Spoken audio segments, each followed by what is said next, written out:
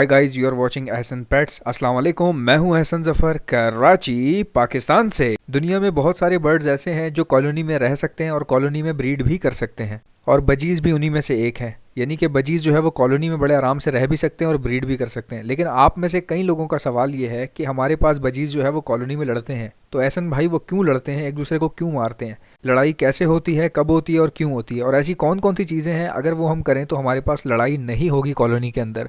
ये सारी बातें मैं आपको इस वीडियो में बताऊंगा, तो चलिए शुरू करते हैं। पहले मैं आपको ये समझाना चाहूँगा कि हमारे माशरे में कॉलोनी का इम्पैक्ट क्या है। तो इसको समझाने के लिए मैं आपको मिसाल दूंगा। जैसे बजीज़ की सेपरेट ब्रीडिंग और कॉलोनी ब्रीडिंग में जो डिफरेंस है वो इस तरह का है, जैसे हम इंसानों का किसी बेंगलोज में रहना या फिर किसी चौल में रहने के बराबर है।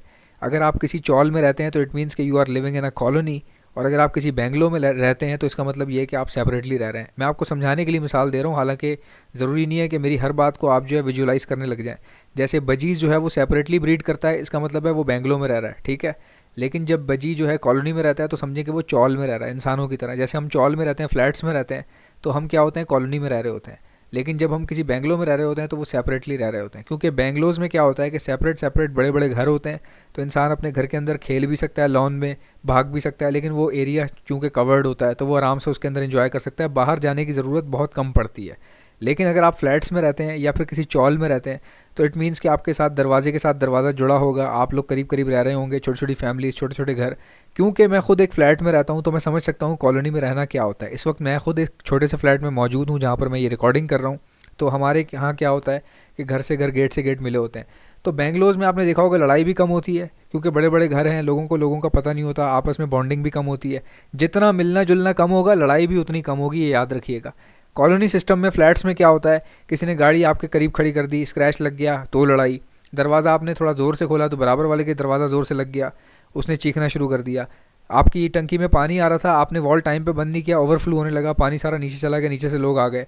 तो कॉलोनी में इस तरह की फड्डेबाजी, मोहल्लेबाजी होती रहती है। तो सेम सिचुएशन बजीज़ के साथ भी है, ठीक है। बजीज़ में क्या होता है, कॉलोनी में फड्डेबाजी होती है। अब ये पहले मैं समझा दूं कि फड्डेबाजी क्यों होती है, कैसे होती है, रोकनी कैसे है, क्या करना है क्या नहीं करना। कॉलोनी में क्या होता है कि अक्सर मटकी के ऊपर लड़ाई हो जाती है, यानी कि दो पेयर को एक मटकी पसंद आ रही है तो लड़ाई हो जाएगी।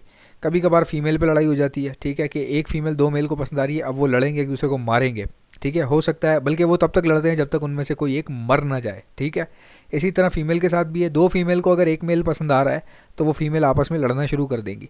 तो इस तरह से लड़ाई होती है, जगह पे लड़ाई, डंडी पे लड़ाई, यानी कि जो मटकी के सामने डंडी है उस पर कौन बैठेगा, तो दो पेयर आपस में लड़ने लग जाते हैं। तो ये लड़ाई इतनी ख़तरनाक हो जाती है तब तक लड़ते हैं जब तक इनमें से कोई एक मर ना जाए। अब ये मैंने आपको बता दिया कि लड़ाई किन वजूहात की बिना पर होती है। अब एक और मैं आपको बताता हूँ कि लड़ाई रोकनी कैसे, आपने बजीज़ की कॉलोनी बनानी कैसे चाहिए कि लड़ाई हो ही ना। भाई एक तरीका ऐसा है कि अगर आप उस तरीके से बजीज़ की कॉलोनी बनाएंगे तो आपके पास ज़िंदगी में कभी लड़ाई नहीं होगी। ये आपका भाई गारंटी दे रहा है, भाई एहसन भाई। देखें, बजीज़ की जब भी आप कॉलोनी बनाना चाहें तो याद रखिएगा, आप पट्ठे लेकर आइएगा, पट्ठे जमा करके पट्ठों को छोड़िएगा, यानी कि पट्ठों की कॉलोनी आपने बनानी है, ठीक है। और बजी जो है वो वाहिद ऐसा परिंदा है जिसमें अगर वो बजीज़ जो है 20 दिन का हो या 25-30 दिन का हो, या चले मान लीजिए अगर 2 महीने का है, तो भी उसका जेंडर पता चल जाता है बड़े आराम से, ठीक है। बजीज़ वाहिद ऐसा परिंदा है जिसका जेंडर बहुत पहले पता चल जाता है। बाकी परिंदों में अगर आप देखें, कॉकटेल में देखें तो कम से कम 6 से 7 महीने लगते हैं। इसी तरह लव बर्ड में भी 6 से 7 महीने लगते हैं जेंडर पता करने के लिए। लेकिन बजीज़ में क्या है, क्योंकि इसकी नोज़ पे कलर देख के आराम से बताया जा सकता है कि ये मेल है या फीमेल, तो ये इनका क्या होता है कि पैदा होने के कुछ टाइम बाद ही, यानी कि 30 दिन बाद या 60 दिन बाद पता चल जाता है कि मेल कौन सा है, फीमेल कौन सा है। तो आपने क्या करना है, 2-2.5 महीने के पट्ठे लेने हैं जिसमें आपको मेल फीमेल का कंफर्म हो। तो वो पट्ठे लेकर आने हैं आपने मुख्तलिफ घरों से, ठीक है। अगर एक घर से मिसाल के तौर पे आपने 10 पेयर लिए हैं तो दूसरे घर से 10 पेयर और ले लें और उनको आपस में तोड़ कर लगा दें, यानी कॉलोनी में मिक्स छोड़ दें। तो उसके बाद जो जिसके साथ लगेगा अल्लाह मालिक है। अच्छा, अब मैं ऐसा क्यों कह रहा हूँ कि पट्ठे आप लेके कॉलोनी में छोड़ें। भाई देखें, जब पट्ठे होते हैं ना तो पट्ठों का फोकस ब्रीडिंग पे होता ही नहीं है, क्योंकि बजरी ब्रीड करने के लिए बजरी को कम से कम 4 से 5 महीने का होना ज़रूरी है बजरी का। जब बजरी 4 महीने से ऊपर का हो जाता है, 5वें महीने में हीट पे आना शुरू हो जाता है और 5वें महीने में ब्रीड के लिए तैयार हो जाता है, ठीक है। अगर आप 2-2.5 महीने के पट्ठे लेकर आएंगे तो जाहिर है कि वो हीट पे नहीं होते, और लड़ाई तब होती है जब वो हीट पर होते हैं। पट्ठों का क्या है, पट्ठों का ध्यान खाने पीने पर होता है बस, उनको ना ब्रीडिंग का कुछ पता होता है उस टाइम पर, क्योंकि उनकी उम्र कम होती है। तो वो बड़े फ्रेंडली तरीके के साथ रहते हैं, आपस में चिपक चिपक के बैठ जाते हैं एक दूसरे के साथ, तो उनको बहुत अच्छा लगता है, यानी कि उनमें लड़ाई नहीं होती उस वक्त। तो ऐसे टाइम पे अगर आप बजीज़ ला के छोड़ेंगे तो वो सेट हो जाएंगे आपके पास। आहिस्ता आहिस्ता जब वो ब्रीड पर आएंगे तो उनके आपस में उनकी सेटलमेंट और उनकी अंडरस्टैंडिंग इतनी अच्छी होगी, इतनी सॉफ्ट नेचर होगी आपस में एक दूसरे के मुतल्लिक कि वो एग्रेसिव नहीं होंगे, एग्रेशन फील ही नहीं कर पाएंगे वो। अच्छा, लड़ाई कब होती है भाई? लड़ाई तब होती है जब आप अलग अलग घरों से तैयार पीस ले आओ, या आधे आपने पट्ठे छोड़ दिए, आधे आपने बड़े छोड़ दिए, अब बड़े वाले जो है टिका टिका के चमाटे मार रहे हैं छोटे वालों को। तो ये होता है हमेशा जब भी कॉलोनी बनाए तो सारे सेम एज के लें, और सेम एज से मुराद ये कि पट्ठे लें, 2 महीने के लें, 2-2 महीने के पट्ठे लेंगे आप तो वो बहुत आसानी से सेट हो जाएंगे। अच्छा, दूसरी बात, कॉलोनी के कुछ असूल होते हैं, कुछ रूल होते हैं। कॉलोनी के असूल और रूल ये होते हैं कि एक बार आपने कॉलोनी बना दी, वो बन गई, ठीक है, अब वो अंदर जो मर्जी करें, उनका एरिया है। आप ऐसा नहीं कर सकते कि आपकी कॉलोनी बन गई है, तैयार हो गई है, पट्ठे सेट हो गए हैं, अब वो ब्रीड कर देंगे। ऐसे में अगर बाहर से कोई पीस या पेयर आपको पसंद आ गया और वो आपने ला के अचानक अंट की शंट छोड़ दिया उसके अंदर, अपनी कॉलोनी के अंदर अगर बाहर से कोई पीस ला के छोड़ दिया, या किसी पड़ोसी ने ला के दिया, यार हमने एक तोता पकड़ा है, ये ना हमारे तो किसी काम का नहीं है, आपके पास बहुत सारे हैं तो ये उसमें डाल लो, और आपने भी लालच में आके उससे ले लिया और डाल लिया, ठीक है, तो उसके दो नुकसान हो सकते हैं भाई। हो सकता है वो बीमार हो, कोई अपने साथ इन्फेक्शन लेकर आया हो, एक तो ये भी मसला हो सकता है। दूसरा ये कि भाई वो बीमार हो या सही हो, जब वो अंदर घुसेगा तो कॉलोनी उसको एक्सेप्ट नहीं करेगी। क्यों? क्योंकि कॉलोनी उसको पहचान जाएगी कि ये हमारी कॉलोनी का बंदा है ही नहीं। अब कॉलोनी कैसे पहचानेगी उसको? भाई जो अंदर के बंदे होते हैं उनको पता होता है कौन कहाँ बैठता है, क्या रहता है। जैसे पुराने मोहल्ले वाले के लोग होते हैं ना, उनको पता होता है कौन कहाँ रहता है, क्या करता है।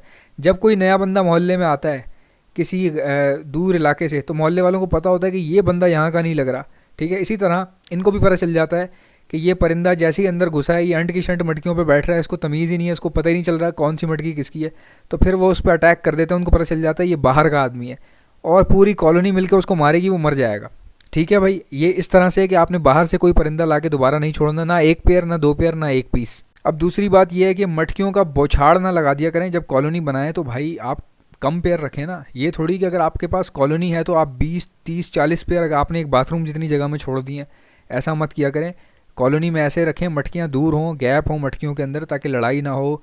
और जो है वो मटकियों के मुंह के सामने डंडी ना गुजारें, कोशिश करें कि डंडियाँ थोड़ी सी दूर हों, पीछे हों, और वहाँ से बर्ड फ्लाई करके सीधा अपनी मटकी के मुंह पे बैठे।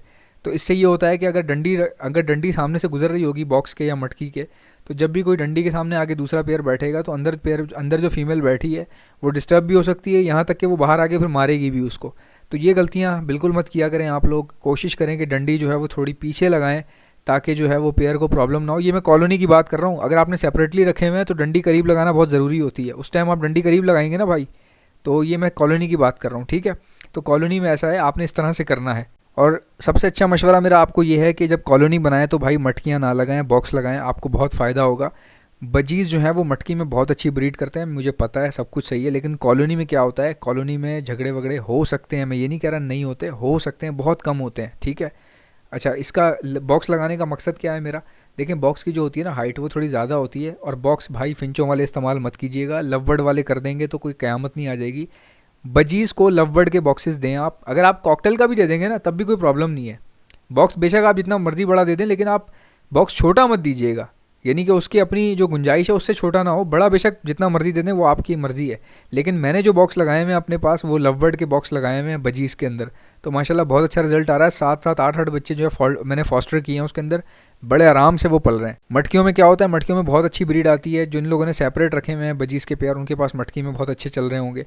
लेकिन क्या है कि मैं मेरी पर्सनल चॉइस जो है ना वो बॉक्स है, चाहे सेपरेट रखे हों या कॉलोनी में रखे हों। और कॉलोनी में तो बॉक्स मैं समझता हूँ कि बहुत इंतहाई ज़रूरी तरीन हो जाते हैं, क्योंकि देखें बॉक्स की हाइट जो है ना ज़्यादा होती है, और बॉक्स का जो होल है जहाँ से अंदर बाहर होता है परिंदा, वो होल जो है वो थोड़ा ऊंचाई पर होता है। तो बच्चे जो है वक्त से पहले नहीं कूद सकते वहाँ से। तो बच्चे जब तक पूरे बड़े नहीं होते बाहर नहीं निकलते।